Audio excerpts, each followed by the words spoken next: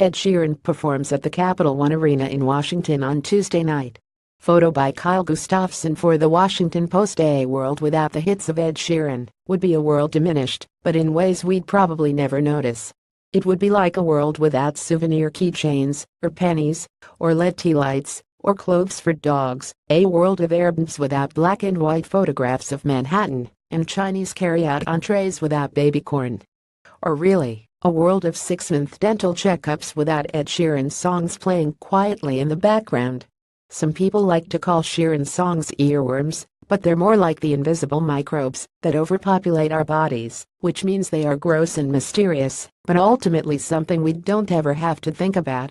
If you heard Sheeran singing them at Washington's Capital One Arena on Tuesday night, you might also call them normal, unless you know that the idea of normalcy only applies to a society's most privileged citizens. So instead, let's say that Sheeran's consummate unexceptionalism is the thing that has made his music so impossible to evade in our civic airspace. With a voice that's soft and absent of personality, he smooths down the edges of a ballad until nothing remains, which makes his songs difficult to dislike because there's nothing left to have a feeling about. That's probably the only way to explain why a songwriter so unremarkable, one in a global megacosm of sad guys using acoustic guitars to expose their wounds to the world, has been chosen to warm the throne atop Mayonnaise Mountain.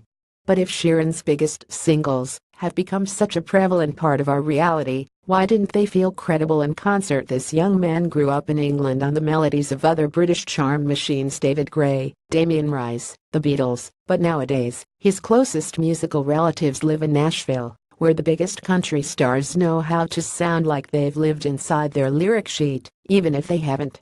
On Tuesday night, with Sheeran performing solo on various acoustic guitars with only a few other Pippin sounds, his restraint felt like a glitch.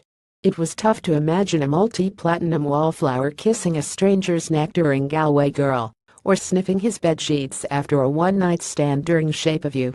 Throughout, he strummed the guitar too hard, but never sang hard enough, presumably imagining himself as the hero of his sentimental story songs, while only ever comporting himself as a well-liked pop star. When the pathos of his lyrics required a ponderous squish face, he still appeared to be grinning. Photo by Gustafson for the Washington Post. After an hour of secreting his song-like substances, Sheeran hit a strange plateau with Photograph, a ballad about a pocket-sized snapshot, where our eyes are never closing, hearts are never broken, and time's forever frozen still. What became clear in that moment was that Sheeran wasn't slowing anything down, or speeding anything up, or having any kind of fun with the clock the way most musicians do. For his audience, this wasn't good or bad. There was no wishing the night could last forever, no watching the paint dry. Regardless of tempo, Sheeran's songs only ever seemed to move at the speed of time. Unable to build momentum, he could only issue promises. "I swear it will get easier," he sang. "I will be loving you till we're 70, he sang. Who wouldn't want to live inside his fortress of sweet nothings? It sounded comfy in there. And even when Sheeran's songs felt pointless, they reminded us of the pointlessness that surrounds us at all times and how it makes us feel safe. Those blank airbnb walls unsettling. Silence in the dentist's chair unacceptable.